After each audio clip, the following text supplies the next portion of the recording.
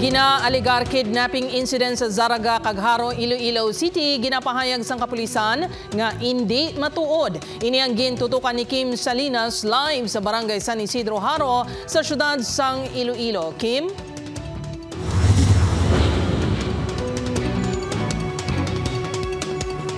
Jert, ginklaro sang kapulisan nga hindi matuod ang nagalaptang impormasyon nga may grupo nga nagapangabdak sang kabataan gamit ang isa ka salakyan diri sa syudad kag probinsya sang Iloilo.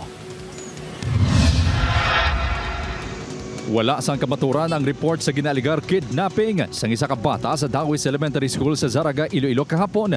Ini matapos nakabato ng Zaraga Police ang report nga may salakyan nga nagpundo sa nasambit nga bulutuan kag ginganyat ang nagalakat nga bata sa eskwelahan nga pasakyon.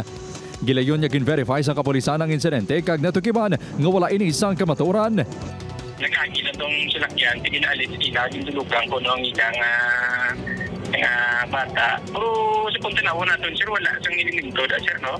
Muna nga ginaano natin nga wala sang attempt nga kidnapping. Samtang ginklaro naman sang Haro Police nga peke ang nagalap nga mensahe angot sa ginaaligar kidnapping. Suno kay Major Eduardo Chacon Jr., wala sang kamatuoran nga may grupo nga halin sa Manila nga nagapang-kidnap sa mga pamatanon. Nag-aapil ang kapulisan nga likawan na ang pagpanglapta sang fake news. Mga fake news ina siya. Nag-circulate na ng text message nga na 2 years ago pa eh. Subong na naman nagbalik. So pampakugmat lang na sa publiko. Wala na siyang kamatuoran. Nga may nakidnap.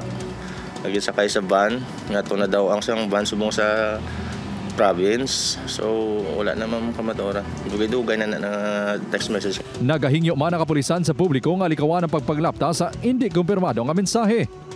Apisar hindi matuod ang mga insidente, parayon ang pahanumdom sang kapulisan sa mga ginikanan nga hindi pagpabayaan ang ilang mga kabataan. Dapat aton mga kabataan nga ipasibol, no, especially kung mga minor pa pala, hindi na natin pagbabayaan, kung pwede lang isugat tulong natin alin sa magpagadto sa school, no, para nga ma-secure man natin ang ilang security.